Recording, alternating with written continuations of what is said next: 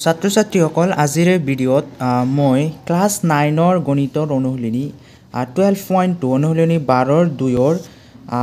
4, 5, 6 এই গণিতকেইটা মই সমাধান কৰি দেখুৱাবলৈ চেষ্টা কৰিম। অসমীয়া মাধ্যমত যদি চাওঁ 12.2ৰ 4, 5, 6 তিনিটা গণিত এই ভিডিঅ'ৰ জৰিয়তে মই তোমালোকক সমাধান কৰিম আৰু ভালদৰে বুজাই দিবলৈ চেষ্টা কৰিম। চ' 4 নম্বৰ অংকত যিটো আমাক দিয়া আছে অংকটো যে এটা ত্ৰিভুজ আৰু এটা সামন্তৰিকৰ ভূমি একে আৰু কালিও একে। ইয়াতে কি কৈ আছে এটা সামন্তৰিক আৰু এটা ত্ৰিভুজ দুয়োটাৰ কি হৈছে কালি একে। ইয়াৰ যিমান মাটিকালি আছে ইয়াৰো কালি সিমানেই আছে। আৰু কি কৈছে যদি ত্ৰিভুজটোৰ বাহুকেইটা 26 সেণ্টিমিটাৰ, 28 সেণ্টিমিটাৰ আৰু 30 সেণ্টিমিটাৰ আৰু সামন্তৰিকটো 28 সেণ্টিমিটাৰ ভূমিৰ ওপৰত অৱস্থিত তেন্তে সামন্তৰিকটোৰ উচ্চতা নিৰ্ণয় কৰা। এতিয়া মোক কৈছে যে এই যিটো ত্ৰিভুজ আছে আৰু এইটো সামন্তৰিক দুয়োটাৰ কালিও একে। এতিয়া এই ত্ৰিভুজটোৰ কেৱল বাহুকেইটাৰ মাপ দি আছে। এইটো বাহুৰ মাপ দি আছে আমাক 26 সেণ্টিমিটাৰ 26 সেণ্টিমিটাৰ আৰু এইটো বাহুৰ মাপ দি আছে আমাক 30 সেণ্টিমিটাৰ। ইয়াৰ মাপ দি আছে যোগ দি আছে 30 সেণ্টিমিটাৰ আৰু যিটো ভূমি চোৱা 30 সেণ্টিমিটাৰ আৰু সামন্তৰিকটো 28 সেণ্টিমিটাৰ ভূমিৰ ওপৰত অৱস্থিত। এই যিটো ভূমি হয় সামন্তৰিক আৰু এই ত্ৰিভুজৰ ইয়াতো কিমান হয় এইটো 28 সেণ্টিমিটাৰ হয়। তো এতিয়া কি কোৱা আছে যে যদি এই ত্ৰিভুজটোৰ কালি আৰু সামন্তৰিকটোৰ কালি একেই হয় তেতিয়াহ'লে আমি কি কৰিব লাগে এই সামন্তৰিকটোৰ উচ্চতা নিৰ্ণয় কৰিব। উচ্চতা মানে কি সামন্তৰিকৰ উচ্চতা ইয়াৰ পৰা ইয়ালৈ বুজি পাইছা। ইয়াৰ পৰা যদি তুমি এটা চিধি লাইন ড্ৰ কৰা ইমানখিনি এই উচ্চতাটো কিমান হ'ব এইচটো আমি এতিয়া নিৰ্ণয় কৰিব লাগে। তো কেনেকৈ নিৰ্ণয় কৰিবা প্ৰথমে কি কৰিবা যিহেতু এই দুটাৰ কালি একে আমি ত্ৰিভুজৰ কালি ওলালে ক'ব পাৰিম যে মই সামন্তৰিকটোৰ কালি ওলাইছোঁ হয় নে নাই। তাৰপিছত কি কৰিম সামন্তৰিকৰ সূত্ৰমতে বহাই কিনে এই এইচৰ মানটো আমি ওলাই ল'ম। চ' প্ৰথমে লিখা যিহেতু আমি ত্ৰিভুজৰ কালি ওলাবলৈ গৈ আছোঁ কাৰণ ইয়াৰ বাহুৰ দিশ দিয়া নাই আমি ত্ৰিভুজৰ কালিটো উলিয়াই কেনে এইটো বুলি ধৰি ল'ম। চ' প্ৰথমে ত্ৰিভুজটোৰ বাবে তুমি কি কৰা এই বাহুটো এ বুলি ধৰা এই বাহুটো বি বুলি ধৰা এই বাহুটো চি বুলি ধৰা। ত্ৰিভুজটোৰ বাবে এ ইকুৱেল টু কি মই এইটো বাহু ধৰিছোঁ 26 সেণ্টিমিটাৰ বি মই এই বাহুটো ধৰিছোঁ বি ইকুৱেল টু 28 সেণ্টিমিটাৰ আৰু চি ইকুৱেল টু মই ধৰিছোঁ 30 সেণ্টিমিটাৰ। তুমি উল্টা পাল্টাকৈ ধৰিব পাৰা তিনিটা বাহু হ'ব লাগে কেৱল তুমি যেনেকৈ ধৰা। ইয়াৰ পিছত কি লাগে যিহেতু আমি হিৰণৰ সূত্ৰত প্ৰয়োগ কৰিম সেইকাৰণে আমাৰ এছ লাগিব। এছৰ মানটো ওলাই লওঁ। এছ কি হ'ল এছ আছিল a plus b plus c divided by 2। এই কিমান পাইছোঁ এ পাইছোঁ 26 প্লাছ বি পাইছোঁ 28 প্লাছ চি পাইছোঁ 30। গোটেইখিনি যদি প্লাছ কৰা তেতিয়াহ'লে ইয়াত আহি যাব 84 ডিভাইডেড বাই 2। তাৰমানে আমাৰ এছটো কিমান আহিব আমাৰ এছটো আহিব 2 যদি 8ক হৰণ কৰা 4 বাৰ 2 4ৰ ভিতৰত 2 বাৰ 42 সেণ্টিমিটাৰ। তো আমাৰ এছটো পাই গৈছোঁ। ইয়াৰ পিছত আমি হিৰণৰ সূত্ৰত বহাই দিব পাৰিম। এতেকে ত্ৰিভুজটোৰ কালি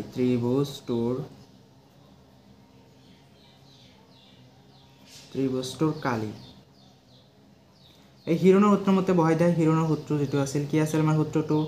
S into S minus a S minus b into S minus c. এতিয়া এছ কিমান পাইছোঁ এছ পাইছোঁ আমি 42 এছ হ'ল আমাৰ 42 ইনটু এছ তাৰমানে 42 মাইনাছ এ মানে কিমান ধৰিছোঁ আমি এ ধৰিছোঁ 26 আকৌ এছ মানে আছিল 42 মাইনাছ বি মানে কিমান ধৰিছোঁ বি মানে ধৰিছোঁ 28 আকৌ এছ মানে পাইছোঁ আমি 42 মাইনাছ চি মানে ধৰিছোঁ 30 সেণ্টিমিটাৰ। এতিয়া গোটেইখিনি ভাঙি দিয়া 42 পূৰণ 42ৰ পৰা যদি 26 বিয়োগ কৰা তো 42ৰ পৰা 26 বিয়োগ কৰিলে থাকিব 16 পূৰণ 42ৰ পৰা 28 বিয়োগ কৰিলে থাকিব 14 পূৰণ 42ৰ পৰা যদি তুমি 30 বিয়োগ কৰা ইয়াতে থাকি যাব 12। চ' এইবাৰ আমি চাব লাগিব ইয়াৰ পৰা আমি বৰ্গমূল উলিয়াব লাগিব। সেইকাৰণে কি কৰিবা সদায় এইবোৰ সংখ্যা জোৰ বনাবলৈ চেষ্টা কৰিবা। চ' প্ৰথমে আমাক দিয়া আছে কি 42 42 তো 42 আৰু কেনেবাকৈ আমি বনাব পাৰোঁনে এতিয়া চাওক 14 এটা দিয়া আছে 14লৈ যদি মই 3 পূৰণ কৰোঁ 42 আহি যায় কিন্তু 3 ইয়াতে নাই 3 আমি বনাব পাৰিম নেকি এই শেষাৰটো যদি চাওঁ 3 4 গুণ 12 এইটো বনাব পাৰিম। তো আমাৰ 42টো আমি ভাঙি নিদিওঁ চা মই 42টো এনেকৈ ৰাখি দিছোঁ। ইয়াৰ পিছত 16টো ভাঙি দিয়া 16 কেনেকৈ ভাঙিব পাৰি 4 4 গুণ 16 4 4 গুণ 16 ভাঙিব পাৰি। 14ক আমি এনেকৈ ৰাখি দিছোঁ কাৰণ আমি 42 বনাম কাৰণ এটা 42 আছে আৰু ভাঙাভাঙি নকৰোঁ কেৱল আমি 12টো ভাঙি দিম 3 4 গুণ 12। এতিয়া চোৱা 42 এতিয়া মই আকৌ লিখিছোঁ ৰ'বা 42টো মই ইয়াতে ৰাখিছোঁ 42 4 4 6টা আছে ইয়াতে এটা আছে 4 দুটা আছে কিন্তু এটাৰ জোৰ নাই হয়নে নাই ইয়াতে দুটা আছে কিন্তু এই 4টোৰ জোৰ নাই 4টো আমি ভাঙি দিম 42 পূৰণ এই 4 দুটা আছে কাৰণে ৰাখি দিছোঁ জোৰ আছে 14 টো 3 14 গুণ কিমান হয় 14 3 যদি পূৰণ কৰে 42 হয় 42 পূৰণ এতেই 4টোৰ জোৰ নাই 4টো আমি ভাঙি দিছোঁ 2 2 গুণ 4 ভাঙা হৈ গ'ল ইয়াৰ পিছত চোৱা যিকেইটা জোৰ আছে গোটেইকেইটা ৰুট ওভাৰৰ পৰা বাহিৰত আনা 42 ইয়াতে এটা আছে ইয়াতে এটা আছে 42 জোৰ কেইটা যদি তুমি ওলাই দিয়া 42 ইয়াতে এটা আছে ইয়াতে এটা আছে 42 জোৰ আছে 42 ওলাইছো 4ও দুটা আছে এটা ওলাইছো পূৰণ 2ও দুটা আছে এটা ওলাইছো এই গোটেইখিনি যেতিয়া তোমালোকে পূৰণ কৰি দিয়া 42 পূৰণ 4 পূৰণ 2 তেতিয়াহ'লে আনসাৰটো হৈ যাব 336 336 যেহেতু আমাৰ এইটো কালে ওলাইছে এইকাৰণে আমি বৰ্গ সেন্টিমিটাৰ তাৰ মানে আমি স্কয়াৰ এটা দিছো সেন্টিমিটাৰ আছিল সেন্টিমিটাৰ লগত স্কয়াৰ এটা হৈ যায় তো সো এতিয়া আমি কি কৰিছো এই ত্ৰিভুজটোৰ কালি উলিয়াইছো ত্ৰিভুজটোৰ কালি উলিয়াই মানে কি সামন্ত্ৰিকৰ কালি উলিয়াই একেই যেহেতু দুটা একে বুলি কৈ আছে ইয়াৰ পিছত তোমালোকে লিখা প্ৰশ্নমতে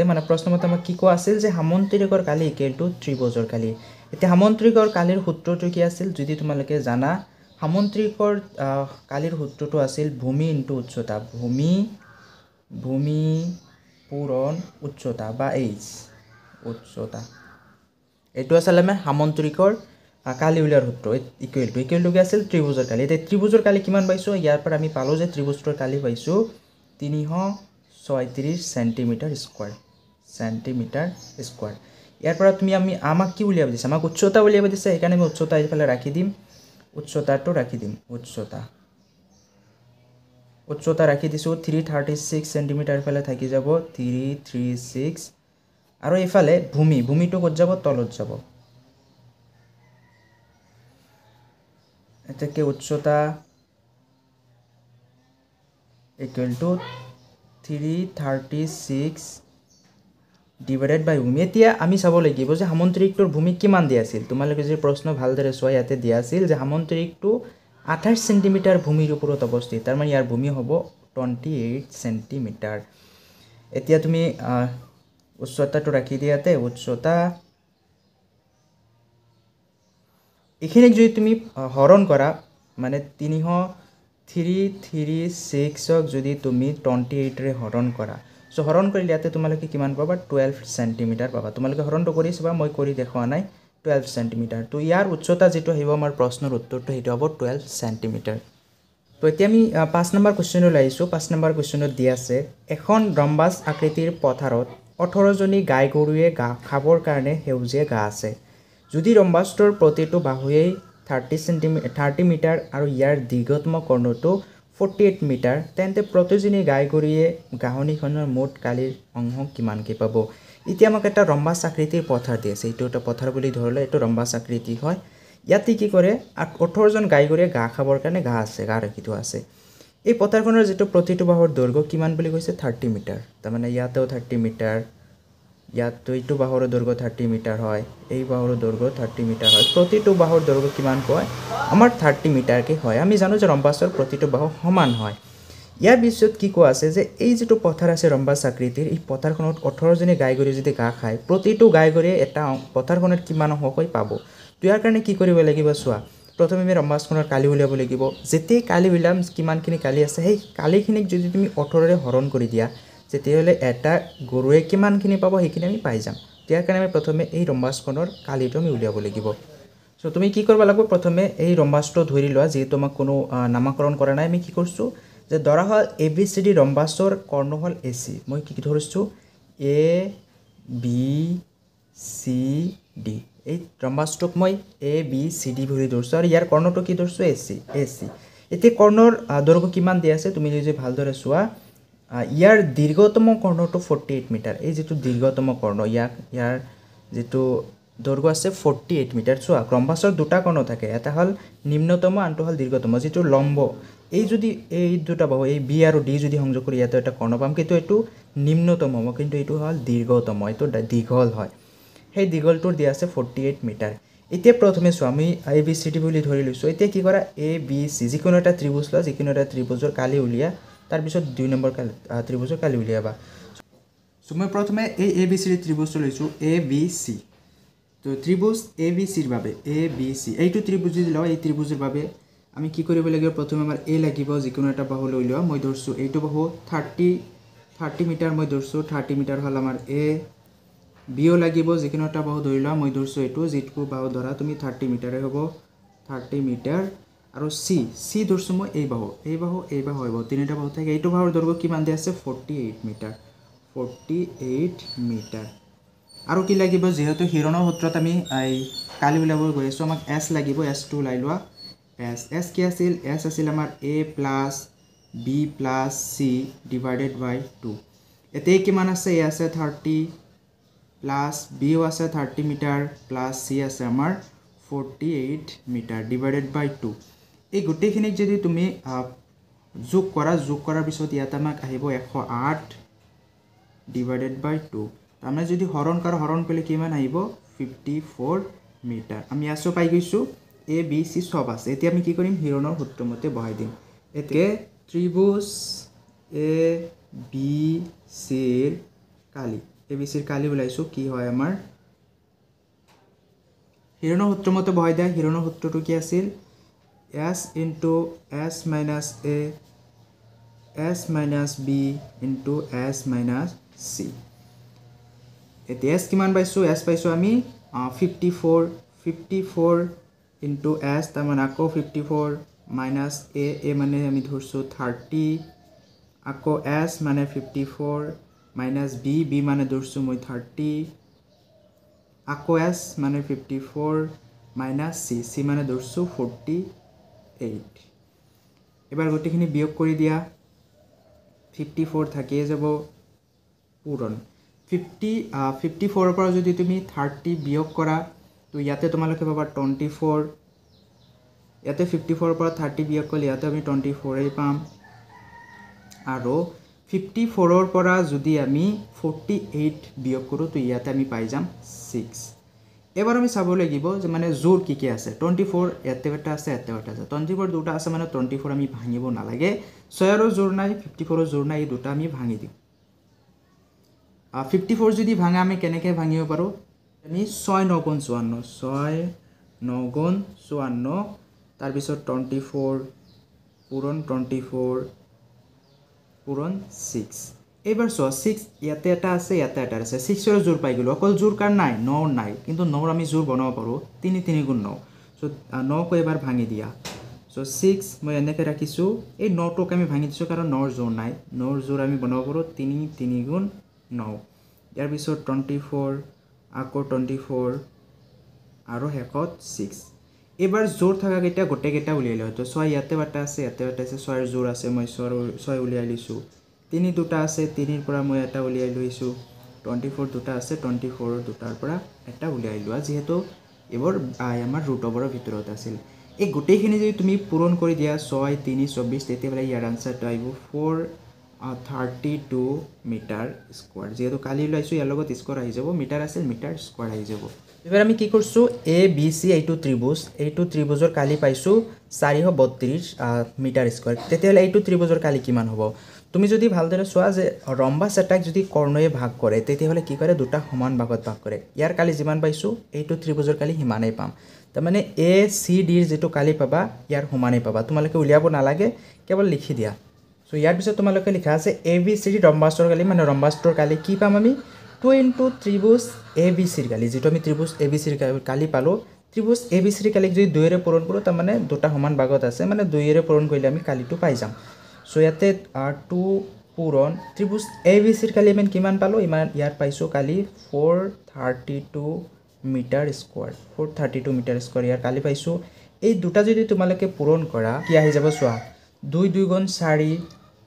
2 3 গুণ 6 আৰু আহিব 2 4 গুণ 8 ইয়াৰ যেটো ৰম্বাসটোৰ কালি আহিব এটো আহিব 864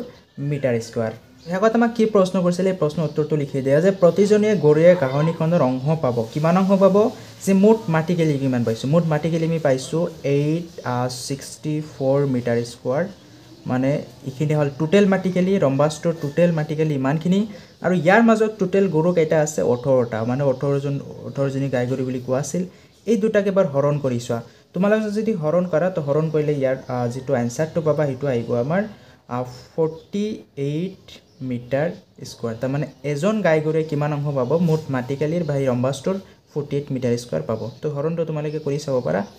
যে 8 6 4ক যদি তোমালোকে 18 ৰে হৰণ কৰিছা সো এবাৰ আমি যদি 6 নম্বৰ কোৱেশ্চনটো চাও 6 নম্বৰ কোৱেশ্চনটো দিয়া আছে দুটা বেলেগ ৰঙৰ ত্ৰিভুজ আকৃতিৰ 10টা কাপোৰৰ টুকুৰা দি এটা ছাতি তৈয়াৰ কৰা হৈছে প্ৰতিটো কাপোৰৰ টুকুৰাৰ জোখ 20 সেন্টিমিটাৰ 50 সেন্টিমিটাৰ আৰু 50 সেন্টিমিটাৰ ছাতিটোৰ বাবে প্ৰতিটো ৰঙৰ কাপোৰ কিমান লাগিছে এতিয়া আমাক এটা ছাতি দিয়া আছে এই যেটো ছাতি আমাক বনাইছে কাপোৰেৰে এই কাপোৰৰ প্ৰতিটো কাপোৰ টুকুৰা এতে কি আছে এটা ত্ৰিভুজ আকৃতিৰ আছে আৰু কেইটা টোটাল কাপোৰ আছে এই টুকুৰা আছে 10টা কাপোৰ টুকুৰা আছে আৰু বেলেগ বেলেগ ৰং আছে ধৰা এতে ৰং দিছে কলা মই এটা যিকোনো এটা ৰং দি দিছো দে ইয়াৰ পিছতে এটো বগা ৰাখছে ইয়াৰ পিছতো আকৌ কলা ৰাখিছে মানে এনেকা এটা বাদ দি মানে দুটা ৰং ইউজ কৰিছে এটা কলা এটা বগা যিকোনো দুটা ৰং ইহতে ইউজ কৰিছে বুজি পাইছা এনেকা সো এবাৰ প্ৰশ্ন কৰিছে যে প্ৰতিটো ৰঙৰ কাপোৰ কিমান ব্যৱহাৰ কৰা হৈছে যেহেতু 10টা কাপোৰ 10 টুকুৰা কাপোৰ আছে দুটা ৰং আছে তাৰ মানে কি প্ৰতিটো ৰঙৰ কেইটা কাপোৰ আছে পাঁচটাকে আছে হয়তো পাঁচটা কলা আছে আৰু পাঁচটা বগা আছে বা বেলেগ ৰং আছে মানে পাঁচটা কলা বা পাঁচটা কলা বগা যে আছে এই পাঁচটা ৰঙৰ কাপোৰ টুকুৰাৰ মুঠ কালি কিমান ইয়াৰ বাবে কি কৰবা তুমি প্ৰথমে যিকোনো এটা ত্ৰিভুজৰ কালি উলিয়াবা সো এটা ত্ৰিভুজৰ যোগটো আমাক দিয়া আছে কিমান যে প্ৰতিটো কাপোৰ টুকুৰাৰ দিক আছে 20 সেন্টিমিটাৰ এই যেটো বাহু আছে সৰু বাহু এটো আছে 20 সেন্টিমিটাৰ আৰু 50 সেন্টিমিটাৰ ইয়াৰ পৰা ইয়ালৈ এই বাহুটো যদি ধৰো ইয়াৰ কিমান দিয়া আছে 50 সেন্টিমিটাৰ আৰু আছে 50 সেন্টিমিটাৰ আৰু ইয়াৰ পৰা ইয়ালৈ এইটো বাহু আমাৰ কি আছে 50 সেন্টিমিটাৰ আছে এই দুটা বাহু 50 সেন্টিমিটাৰ আৰু এই বাহুটো 20 সেন্টিমিটাৰ সো প্ৰথমে তুমি কি কৰিব লাগিব যিকোনো এটা ত্ৰিভুজৰ কালি উলিয়াবা এটা ত্ৰিভুজৰ কালি উলিয়াই প্ৰতিটো ৰঙৰ কেইটাকৈ আছে পাঁচটাকৈ আছে পাঁচেৰে পূৰণ কৰি দিলে তুমি পাই যাবা যে প্ৰতিটো ৰঙৰ কাপোৰ কিমান ব্যৱহাৰ কৰা হৈছে সো তুমি সমাধানত লিখিবা যে এক টুকুৰা কাপোৰৰ বাবে যিকোনো এক টুকুৰা কাপোৰ যদি আমি লও ইয়াৰ তিনিটা বাহুৰ দৈৰ্ঘ্য দিয়া আছে আমাক মই যিকোনো বাহু ধৰছো এ বি সি তিনিটা বাহু ধৰিব লাগিব মই এ ধৰছো 50 সেন্টিমিটাৰ ধৰছো এ বিও মই 50 সেন্টিমিটাৰে ধৰছো কাৰণ দুটা 50 সেন্টিমিটাৰ আছে আৰু সি ধৰছো মই 20 সেন্টিমিটাৰ সো তিনিটা বাহু পাই গৈছো আৰু ইয়াৰ পিছত কি লাগিব আমাৰ এস লাগিব তো এস টো ওলাই লোৱা এস আমাৰ কি আছিল এস আছিল a plus b plus c divided by 2 a hall 50 plus b hall 50 plus c hall 20 divided by 2 so এই গোটেইখিনি যদি তুমি যোগ কৰি দিয়া যোগ কৰিলে আমি যিখিনি পাম হেতু হল 120ক যদি তুমি 2 ৰে হৰণ কৰা তো ইয়াৰ যেটো মান পাই যাবা হেতু হল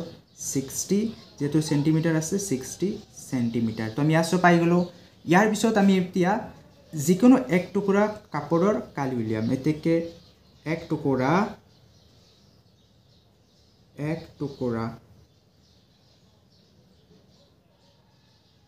কাপোৰৰ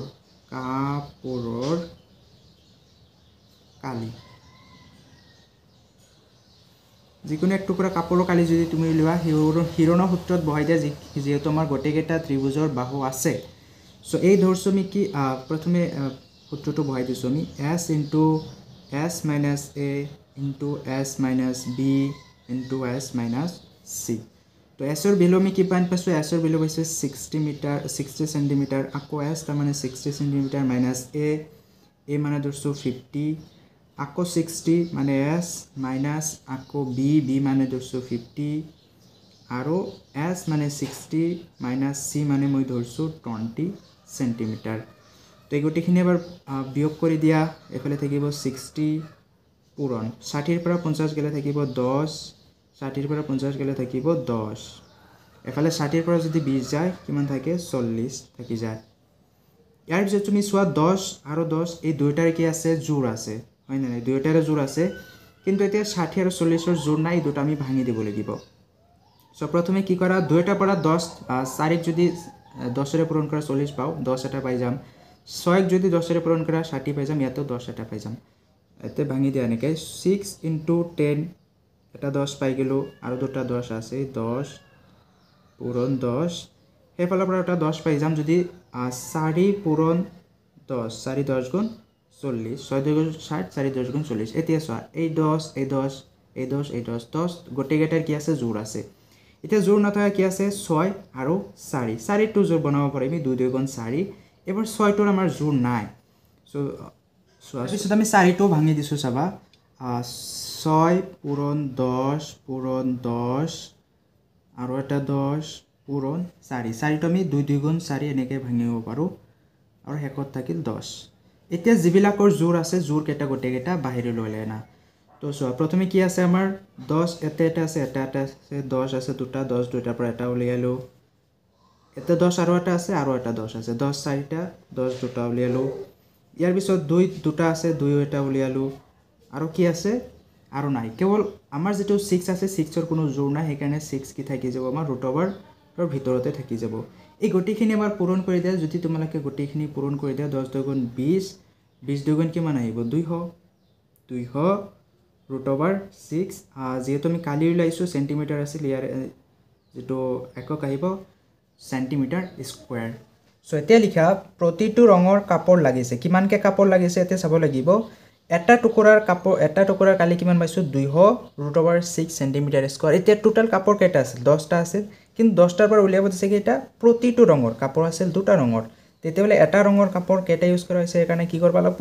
যেহেতু 10টা আছিল দুটা ৰং আছিল তাৰ মানে কাপড় এক ৰঙৰ কাপড় আছিল 5টা ইনটু এটা ৰঙৰ এটা টুকুৰাৰ কাপড়ৰ কালি পাইছো 200 ৰুট ওভাৰ 6 সেন্টিমিটাৰ স্কয়াৰ তাৰ মানে ইয়াৰ পৰা যদি তোমালোকে চোৱা 5 2 গুণ 10 শূন্য হল দুটা